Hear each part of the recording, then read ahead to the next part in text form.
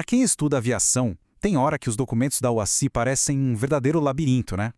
Anexos, SARPs, PANs, é uma sopa de letrinhas que pode dar um nó na cabeça. Mas calma. A ideia aqui é a gente construir junto um mapa mental bem claro para acabar com essa confusão de uma vez por todas. Então, vamos começar com a pergunta. Aquela que vira e mexe aparece em provas e estudos e causa uma baita dúvida. Onde exatamente a gente encontra os padrões e práticas recomendadas da Organização da Aviação Civil Internacional? Pensa um pouquinho aí, porque a resposta que parece mais óbvia nem sempre é a certa. E aqui tá o pegadinha. Aposto que muita gente pensou, ué, nos SARPs? Faz sentido. Mas a resposta tecnicamente correta é nos anexos. Pensa assim, os SARPs são o conteúdo, o texto da regra. Mas os anexos são o lugar, o livro onde essas regras são publicadas. Entender essa pequena diferença é o que vai destravar todo o resto. Ok, para a gente conseguir de fato entender os documentos, primeiro a gente precisa dar um passinho para trás e entender quem cria tudo isso. A estrutura da OACI não é nenhum bicho de 7 cabeças e ter essa imagem na mente ajuda a colocar cada pecinha no seu lugar. A organização é basicamente como uma pirâmide. Lá no topo, claro, está a OACI. Abaixo dela, a gente tem 3 grandes pilares. A Assembleia, que é quem manda em tudo, o Conselho, que é o órgão que está sempre trabalhando, e o Secretariado, que é a parte administrativa. Mas é lá na base, no nível mais técnico, com a Comissão de Navegação Aérea e outros comitês, que a mágica realmente acontece. É dali que saem as normas que a gente vai decifrar agora. Muito bem, agora que a gente já tem o mapa da organização, vamos para o que interessa, os documentos. Vamos olhar para cada um deles com calma para definir o que são e, o mais importante, como eles se conversam. Primeiro, os anexos. A melhor maneira de pensar neles é como uma coleção de 19 grandes livros. São as publicações oficiais, os recipientes que guardam todas as normas técnicas da Convenção de Chicago. Então, para fixar, se a pergunta é onde os padrões são publicados, a resposta é essa aqui sem erro, nos anexos. Certo. E o que tem dentro desses 19 livros? Aí sim, a gente encontra os SARPs. Eles são o conteúdo. E aqui tem um detalhe importante. Eles se dividem em 2 tipos. Os Standards, que são os padrões obrigatórios, aquilo que tem que ser seguido, e as Recommended Practices, que, como o nome já diz, são recomendações. Seria muito bom se todo mundo fizesse assim. Ou seja, o SARP não é o livro, ele é o que está escrito no livro.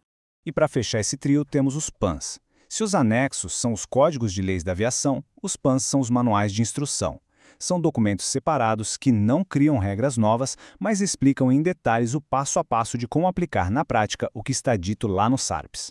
Então, o ponto central, o pulo do gato para entender tudo isso é a dinâmica entre os SARPs e os PANs, e tem um jeito bem simples e poderoso de nunca mais esquecer a função de cada um.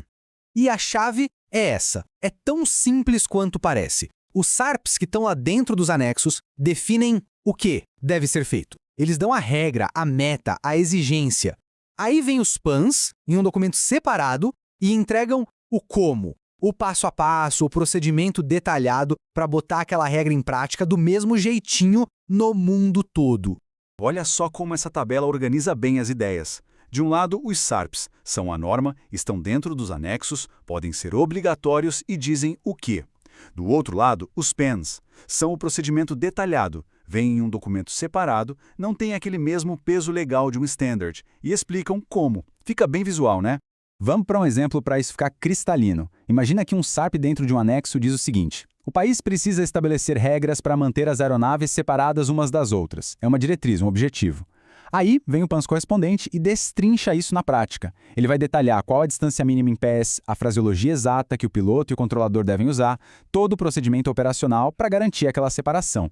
E essa frase é perfeita para a gente guardar o conceito. SARPs estabelecem a regra, PANs operacionalizam a regra. É isso. Uma coisa é política, a outra é a execução. Simples assim. Ok, vamos agora juntar tudo o que a gente viu num quadro final para amarrar as pontas. Esse é o nosso mapa mental completo para organizar de vez esses conceitos e não ter mais erro. E aqui está um guia de referência rápida. Vamos lá, um bate-bola. Como se chamam os padrões? SARPs. Onde eles são publicados? Nos anexos. O que complementa os SARPs na prática? Os PANs. E, só como um bônus, se um país não cumpre um padrão, ele precisa notificar a OACE registrando o que eles chamam de uma diferença.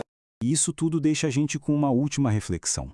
Agora, nós temos um modelo bem claro de como as regras são criadas e detalhadas. Mas E na vida real? O que acontece quando um país, por algum motivo, decide que não vai seguir um standard, que em teoria é obrigatório? Bom, isso abre uma outra porta fascinante sobre como a regulamentação da aviação internacional realmente funciona no dia a dia.